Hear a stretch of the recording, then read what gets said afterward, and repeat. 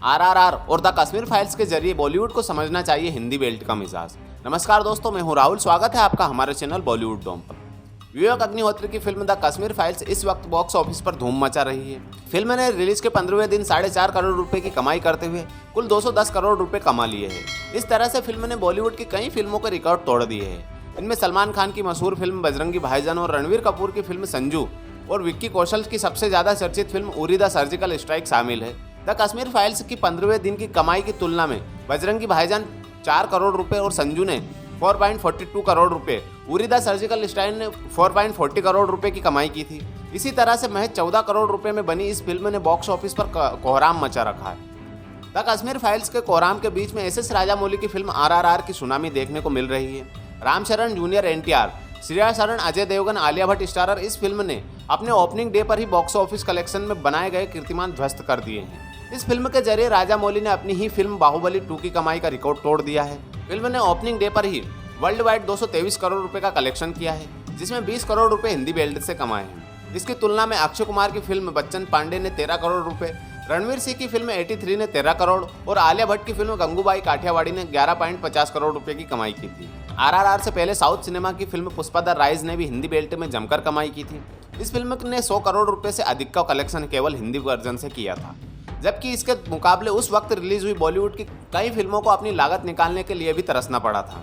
ऐसे में सवाल उठता है कि आखिर वो क्या कारण है जिनकी वजह से बॉलीवुड की फिल्में बॉक्स ऑफिस पर पाई के लिए मोहताज है, जबकि साउथ की फिल्में करोड़ों अरबों का कारोबार करते हुए नित नए रिकॉर्ड बना रही है। इन सबके बीच में द कश्मीर फाइल्स जैसी बॉलीवुड की फिल्म भी है, लेकिन इसका विषय, ट्रीटमेंट और इसकी ऑडियंस बिल्कुल अलग है। ऐसे में बॉलीवुड को हिंदी बेल्ट का मिजाज समझने की जरूरत है। बॉलीवुड में 80 के बाद से दशक में फॉर्मूला बेस्ड फिल्में बनने का चलन रहा है। बहुत कम मेकर्स है जिन्होंने रिस्क लेकर लीक से हटकर फिल्म बनाया है। जिन्होंने रिस्क लिया उन्होंने फिल्में बॉक्स ऑफिस पर सफल रही है, लेकिन ज़्यादातर फिल्में बॉलीवुड परंपरा की ही रही है। पहले दर्शक के पास में ऑप्शन कम था, इसलिए उनको मजबूरी में ऐसी फिल्में देखनी पड़ती थी। लेकिन साल 2015 के बाद से समय में तेजी से बदलाव आया है, जिससे सिनेमाघर भी प्रभावित हुआ है। एक तरफ बाहुबली जैसी larger than life film release हुई तो दूसरी तरफ सिनेमा डिजिटल युग में प्रवेश किया। इस दौरान लोगों को ओटीटी प्लेटफॉर्म पर ओरिजिनल कंटेंट देखने को मिला, जिसने उनका टेस्ट बदल दिया। इसके बाद से ही बॉलीवुड फिल्मों की हालत खराब होने लगी, क्योंकि दर्शक साउथ की फिल्में और वेब सीरीज देखना ज़्यादा पसंद करने लगे। इसी दौर में राजामौली एक बार फिर से जबरदस्त फिल्म आरआरआर लेकर आए हैं। लार्जर देन लाइफ फिल्मों के निर्माण के लिए मशहूर राजामौली अपनी जबरदस्त सिनेमेटोग्राफी के लिए जाने जाते हैं। उनकी फिल्में एक अनोखी दुनिया में ले जाती है। फिल्म आरआरआर में भी के सेथिल कुमार की कसी हुई सिनेमेटोग्राफी और विशाल सेट फिल्म को बहुत ज्यादा भव्य बना देते हैं। बॉलीवुड में ज्यादातर घिसे पिटे विषय और बेसिर पैर की कहानी पर फिल्म बनाई जाती है। जिस दौर से जैसा सिनेमा हिट होता है, बॉलीवुड के मेकर्स उसी के इर्द गिर्द कहानी बुनने लगते हैं। कई बार जबरन की लिखी गई कहानी बड़े नाम वाले कलाकारों को लेकर फिल्में बना दी जाती है। उनका मानना है कि स्टार वैल्यू से ही फिल्म चल जाएगी।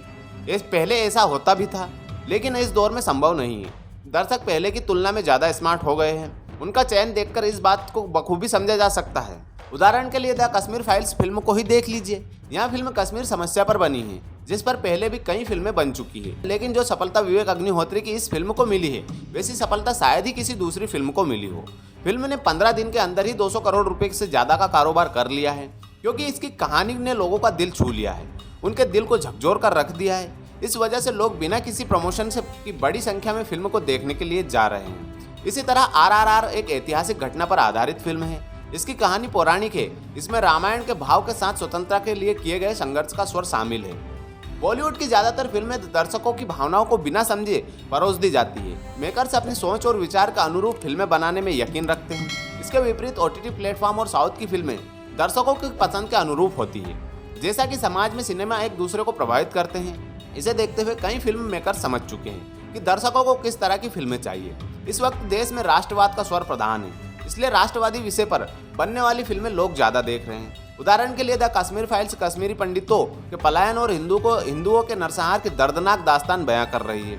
90 के दशक में हुई इस दिल दहला देने वाली घटना के बारे में फिल्म के जरिए जानने के बाद लोग अपनी भावनाओं को व्यक्त करते नजर आ रहे हैं। दूसरी तरफ फिल्म आरआरआर में भी श्री राम, हनुमान और सीता की कहानी देखने को मिल रही है। बॉलीवुड में एक लंबा दौर रहा है जब बड़े कलाकारों को ध्यान में रखकर फिल्मों का निर्माण हुआ है। फिल्म मेकर सबसे पहले स्टार कास्ट, खासकर लीड एक्टर और एक्ट्रेस का चुनाव करते हैं, फिर उनके अनुरूप फिल्म की कहानी गढ़ी जाती है। इसके बाद उस पर फिल्म बनाई जाती है। दर्शक भी अपने स्टार की फिल्में देखने के लिए सिनेमाघरों में उमड़ पड़ते हैं। लेकिन ओटीटी प्लेटफॉर्म और साउथ फिल्म इंडस्ट्री ने इस मिथक को तोड़ दिया है कि केवल बड़े स्टार की फिल्म ही चलती है। उदाहरण के लिए फिल्म बाहुबली को ही ले लीजिए। ये फिल्म जब रिलीज हुई थी तो उस वक्त हिंदी पट्टी में प्रभास को कोई नहीं जानता था, लेकिन फिल्म की कहानी और भव्यता ने इतना लोकप्रिय किया कि इसका हर पात्र अमर हो गया। प्रभास, राणा दग्गुपति, अनुष्का शेट्टी और राम्या कृष्णन जैसे कलाकार रातों रात हिंदी दर्शकों के लिए स्टार बन गए। बाहुबली किरदार तो भारतीय सिनेमा के इतिहास में अमर हो चुका है। इसी तरह से द कश्मीर फाइल्स भी किसी नामचीन कलाकार की वजह से नहीं, बल्कि अपनी कहानी और उनके किरदारों की वजह से सुपरहिट हुई है। वहीं अगर बात करें हम अगले पॉइंट से, तो खोखली और पब्लिसिटी के भरोसे फिल्में नहीं चलती है। फिल्म बाहुबली की अपार सफलता के बाद बड़े बजट की फिल्में बनने लगी।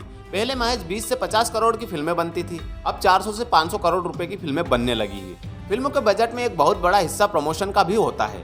फिल्म प्रमोशन के लिए मेकर्स की तरफ से कई पीआर एजेंसियां हायर की जाती है। इसके अलावा फिल्म की स्टार कास्ट और डायरेक्टर पूरे देश में घूम घूम कर अपनी फिल्म का प्रचार करते हैं। सोशल मीडिया पर फिल्म के रिलीज से 1 साल पहले से ही कैंपेन शुरू कर दिया जाता है।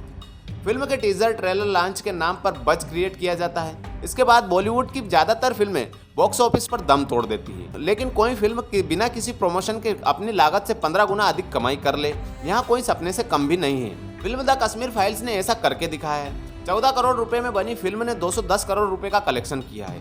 फिल्म 250 करोड़ रुपए का आंकड़ा पार कर सकती है। यह माउथ पब्लिसिटी की वजह से संभव हुआ है, जो वास्तविक प्रचार है बिना खर्च के। वहीं हम अगर अब अगले पॉइंट की बात करें तो बॉलीवुड में अब खान तिगड़ी के दिन बीत चुके हैं। एक जमाना था जब खान तिगड़ी की बॉक्स ऑफिस पर तूती बोलती थी। शाहरुख खान, आमिर खान और सलमान खान की फिल्में रिलीज होते ही बॉक्स ऑफिस पर कोहराम मचा देती थी।